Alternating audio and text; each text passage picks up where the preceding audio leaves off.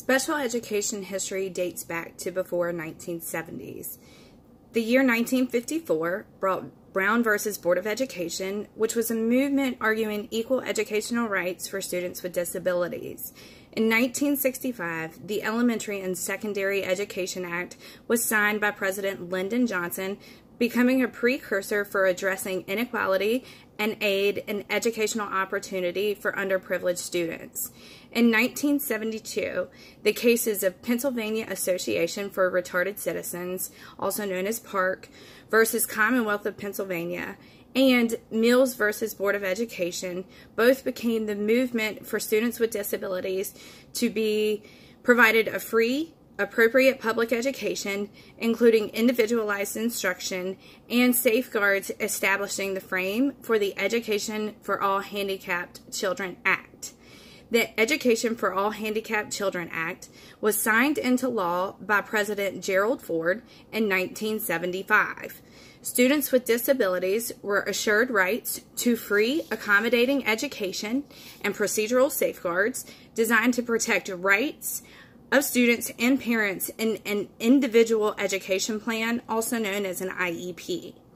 Later in 1990, the Education for All Handicapped Children Act underwent revisions, becoming known as the Individuals with Disabilities Education Act, also recognized as IDEA.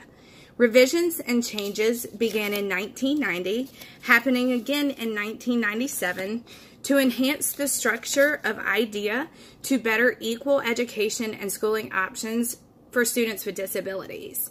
In 2002, President Bush signed into law the No Child Left Behind Act, abbreviated NCLB, which provided accountability to schools for measuring and improving student achievement through added technology support and loans for further access and gain to special education resources.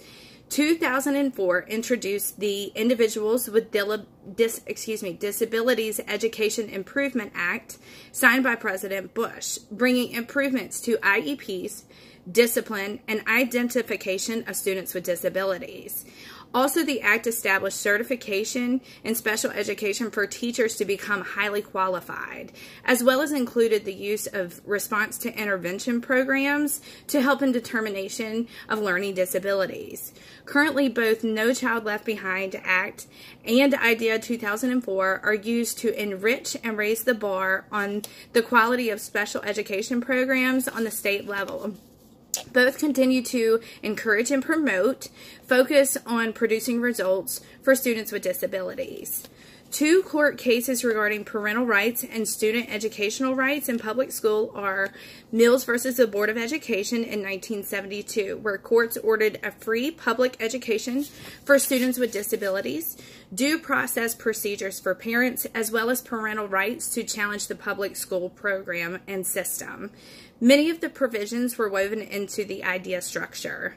Second, in 1982, the case Board of Education of the Hendrick-Hudson Central School District versus Raleigh redefined, addressed, and clarified the terms free public education, special education, and related services. The case clarified parental rights and enhanced student educational rights in a public school setting, further building IDEA, enabling more parental involvement, and better enhancing educational opportunities for students with disabilities. 3 resources to stay current with legal trends in special education include the Virginia Department of Education website, the United States Department of Education Laws and Guidance website, and the SPED Law blog, which is an online blog about current legal trends in special education.